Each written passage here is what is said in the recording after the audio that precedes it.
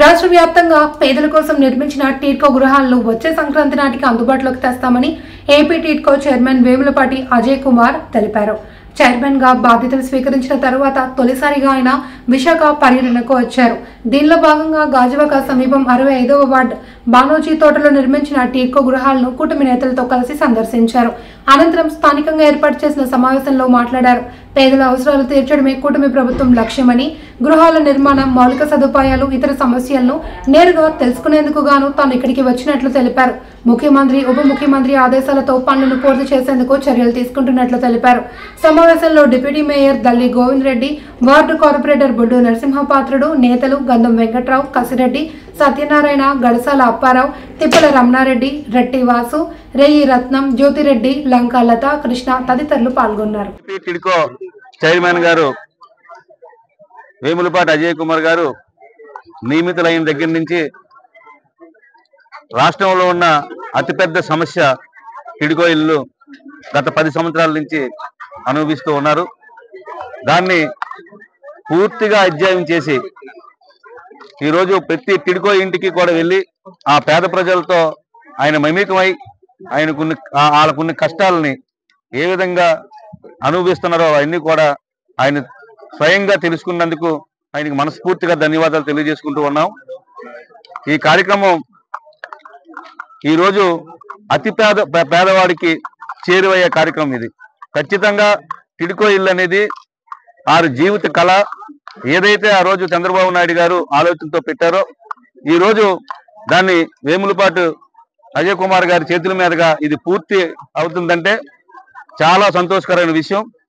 ఆయన కూడా committed person గా గుర్తించి ఇలాంటి దానికి చైర్మన్ గా చేసినందుకు పవన్ కళ్యాణ్ గారికి కూడా మనస్ఫూర్తిగా ధన్యవాదాలు తెలియజేసుకుంటూ ఉన్నాం. ఈరోజు ఈ ఇల్లు ఏదైతే అతి త్వరగా అయిపోయే దగ్గర ఉండి ఒక 10 కోట్ల 5 కోట్ల లోపు ఉన్న ఇల్లులన్నీ కూడా త్వరగా పూర్తి చేసి అందించాలని చెప్పేసి అధికారులకు ఆయన ఆదేశాలు ఇవ్వడం జరుగుతూ ఉన్నది. చాలా సంతోషం.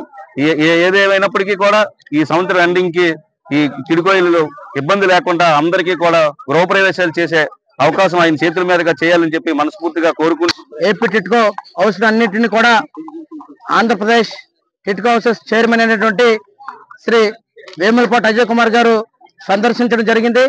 ఆయనతో పాటు కూటమి పార్టీల నాయకులు, లబ్ధిదారులు అందరూ కూడా మీడియా మిత్రులతో సహా ఈ వేదిక ఇక్కడికి హాజరవడం జరిగింది.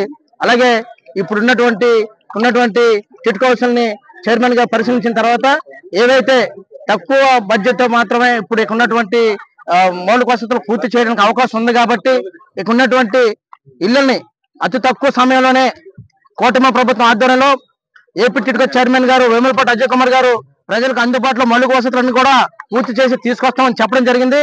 రాబోయే రోజుల్లో రాబోయే సంక్రాంతికి ఆంధ్రప్రదేశ్ లో 70,000 టిడ్కో హౌస్ల వరకు కూడా కూటమి పార్టీల ఆధ్వర్యంలో ఈ రోజు ఖచ్చితంగా కూటమి పార్టీల ఆధ్వర్యంలో సంక్రాంతి లోపున అందరూ కూడా గృహప్రవేశం చేసుకుని సొంత ఇంటి కళ నెరవేర్చుకునే విధంగా కూటమి ప్రభుత్వం ముందుకెళ్తుందని దానికి బాధ్యతగా ఏపీ టిడ్కో చైర్మన్ గారు మాట కూడా ఇవ్వడం జరిగింది.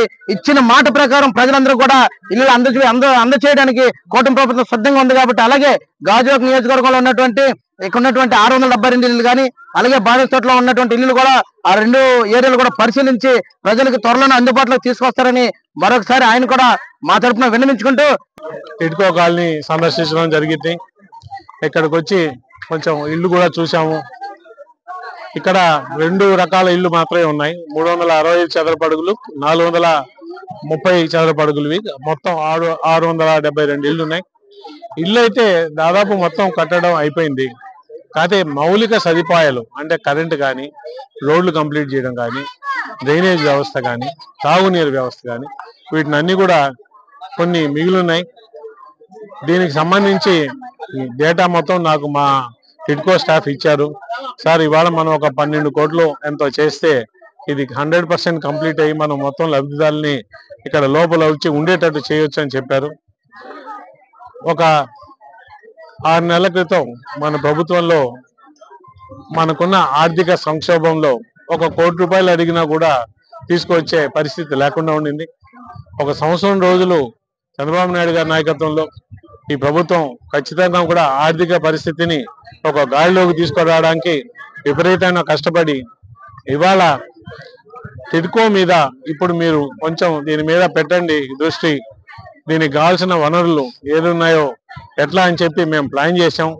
ప్రభుత్వం మీదనే ఆధారపడకుండా హడ్కో రుణాన్ని కూడా అప్లై చేసాం, హడ్కో కూడా మనకు శాంక్షన్ చేసింది. అలాగే బ్యాంకులు ఈ లబ్ధిదారుల నుంచి ఇంకెన్ని రావాలా అంటే, లబ్ధిదారులు 3 లక్షలు అప్పు తీసుకుంటే 1 లక్ష ఇచ్చున్నారు చాలా దగ్గరలా. ఇంకా అట్లా బ్యాంకుల నుంచి రావాల్సిన మిగిలిన డబ్బులకి ఏం చేయాలంటే, మార్టిగేజీలు చేయలేదంటే మెప్పా చేత ఈ మధ్య వైజాగ్ లో ముఖ్యంగా మార్టిగేజీలు దగి పెట్టాం. అలాగే 2-3 నగరాల్లో మార్టిగేజ్ చేయించి తద్వారా వచ్చే డబ్బులు కూడా ఒక 300 నుంచి 400 కోట్ల దాకా రాబోతున్నాయి.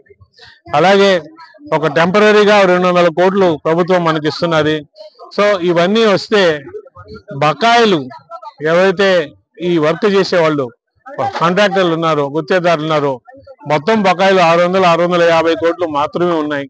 సో దాదాపు మనం 80-90% బకాయిలు తీర్చేసి వాళ్ళని ఈ 365-430 చదరపు అడుగులని కంప్లీట్ చేయమని చెప్పడం, ఖచ్చితంగా కూర్చొని మాట్లాడాము. అన్ని ప్రణాళికలు సిద్ధం చేసుకున్నాం, డబ్బులు కూడా సిద్ధం చేసుకున్నాం.